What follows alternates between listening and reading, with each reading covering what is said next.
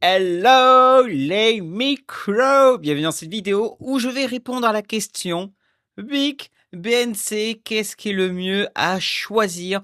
Et la réponse est pas si directe que ça, elle est même plutôt subtile. Alors quand même, pour commencer, posons les bases direct Mon Dieu. J'en ai marre. Putain d'avoir un monteur. Je la garde dans la vidéo? Mon Dieu, la vidéo YouTube. Du coup, posons les bases entre les deux. Le BIC sont les bénéfices industriels et commerciaux. C'est quand tu fais de la prestation BIC, c'est par exemple tu vas en service commercial. Ça peut être les courses à vélo, ça peut être les prothésistes ongulaires, ça peut être l'esthétique, le BTP, etc. Et il y a à côté les prestations de services BNC, bénéfices non commerciaux. Ce sont toutes les activités qui vendent leur savoir, leur expertise, leur connaissance et même la médecine douce. Donc par exemple, les community managers, ça peut être aussi les community managers, j'allais dire les conseillers conjugaux, les conseillers conjugaux. Dès que tu fais du conseil, ça peut être aussi de l'illustration. Voilà, ça, ce sont des activités BNC. Mais il y a des activités qui sont un peu plus bancales, par exemple les photographes, etc. et tout. Et on a aussi le cas, par exemple, pour les graphistes et d'autres activités où j'entends souvent le Florian, est-ce que tu peux me passer plutôt en BIC parce qu'on m'a dit que je payais moins de cotisations. Et effectivement, les cotisations ne sont pas les mêmes. On est à 21,2% pour les prestations de services BIC et on va passer à 25,1% au 1er janvier 2026 pour les prestations de services BNC. Du coup, je comprends pourquoi on veut passer en prestation de services BIC. Donc déjà, pour montrer la subtilité, par exemple, là, je suis sur un dossier de création de micro-entreprise. Et imaginons que là, je marque que je vais faire de la photographie, voilà, photographie. Et ici, j'ai plusieurs choix sur les catégories. Ici, je suis déclaré comme activité artisanale. Mais si j'indique ici que je vais faire photojournaliste indépendant, je passe en libéral. Si je suis opérateur de drone, je suis en libéral. Par contre, si je fais un studio photographie, je suis artisanal, etc. Photographie industrielle et publicitaire, c'est artisanal. Et c'est pareil pour les graphistes. Les graphistes, ils ont le même problème. Un graphique et de design. Donc là, je vois en activité libérale. Et si je fais graphisme décoration, je suis en activité artisanale BIC. Donc libéral, c'est BNC et artisanal, c'est BIC. Alors, si tu te poses la question si tu veux être en BIC en BNC, il y a un super site de l'URSSAF qui s'appelle Code APE pour mon activité. Et tu tapes par exemple graphisme, hop, ou graphiste, tu vois. Et là, tu en as plusieurs. Alors, je ne sais pas pourquoi. Graphisme ou design peut-être. Hop là. Activité spécialisée design.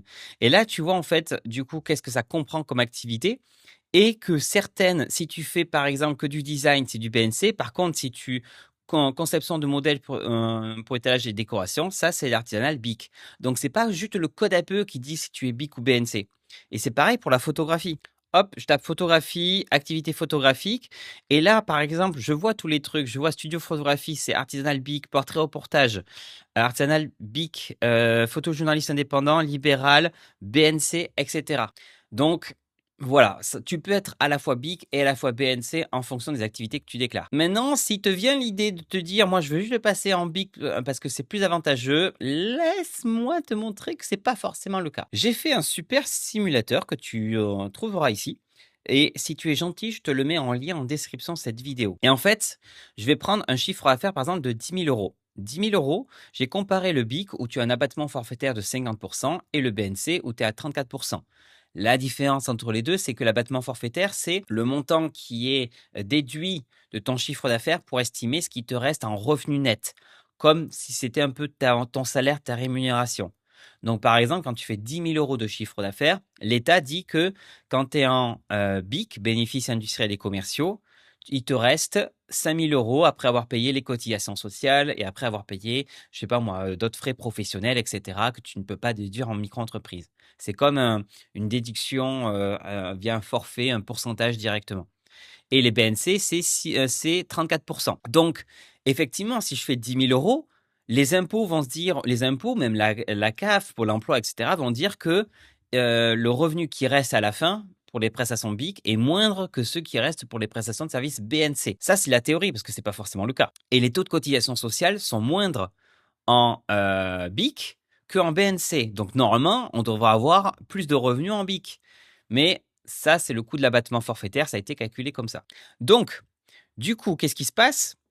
Eux, ils estiment que, en termes de cotisation sociale, je te montre par exemple pour 10 000 €, 2 120 €, 2 500, donc quand même 400 € de différence pour 10 000 € en cotisation sociale. Et on a pareil sur les indemnités maladie. Donc si je mets 10 000 € en termes d'indemnité journalière, là, tu vois pas une grosse différence. Mais si on commence à passer peut-être, allez, on va mettre à 20 000 € de chiffre d'affaires. Hop, ici, tu vois une différence quand même de 5 € par jour, hein. Attention, c'est par jour, là. Et là, si je suis à 30 000 €, on commence à voir la différence. Et pareil pour la retraite de base et la retraite complémentaire, la retraite de base, pardon, c'est plus avantageux en BNC. Pourquoi? Parce que pour calculer ta retraite, ils vont dire, nous, on prend ton chiffre d'affaires, on enlève l'abattement et on estime qu'on va prendre le reste, tes revenus, pour calculer ta retraite. Et c'est pareil pour les indemnités journalières. Donc, ce qui veut dire que côté, si on pense à sa protection sociale, c'est-à-dire à la retraite, indemnité journalière maladie, maternité, paternité, etc., on sera mieux loti en BNC. Par contre, si tu penses juste à optimiser la partie cotisation sociale, le payer le moins possible et les impôts, et payer moins d'impôts possible, c'est la partie PIC qui prime. Donc c'est pour ça qu'il n'y a pas un mieux, il y a pas un mieux entre l'un et l'autre. Il y en a un où tu prépares, tu cotises pour des droits, tu cotises mieux pour des droits que plus tard, en espérant la retraite, d'ici là, tu pourras l'utiliser.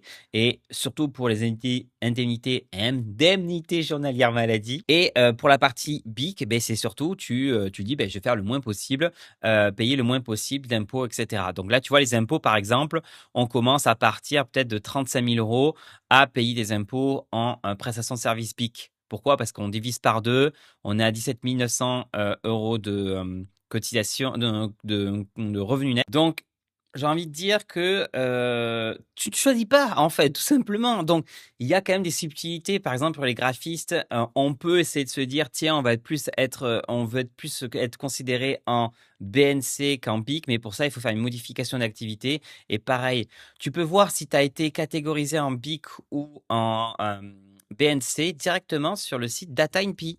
Je te prends un exemple. Hop, je vais taper le numéro de sirène d'une cliente à moi et là, je regarde son activité. Elle est en photocopie, préparation de documents et autres activités spécialisées de soutien de bureau. Normalement, elle devrait être considérée en activité artisanale, BIC. Et là, je vois libéral non réglementé, donc elle est en BNC.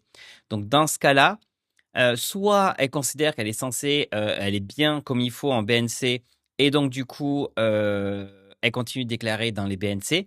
Mais là, moi, si je tape son code APE 82 19Z sur notre fameux site URSSAF 82 19Z, 82 19Z, eh bien, je vois que c'est que pour du BIC, sauf si elle fait de la révision, correction, transmission de documents, qui est en BNC. Là, ils se sont trompés, c'est pas commercial.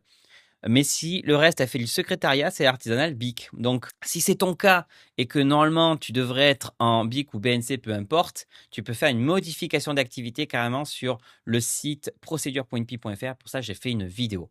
Voilà, j'espère que ça répond à la question BIC BNC. Il n'y a pas d'avantage à l'un à l'autre. Enfin, en gros, c'est quand même, il y a des compromis, on va dire. Et voilà, j'espère que c'était clair. Si tu as d'autres idées de vidéos, laisse-les moi en commentaire. Et je sens que je vais pas faire, je vais faire la vidéo comme ça un peu brute. Je vais la publier. Tu me diras si ça te plaît. Peut-être j'en ferai d'autres comme ça, sans trop de montage.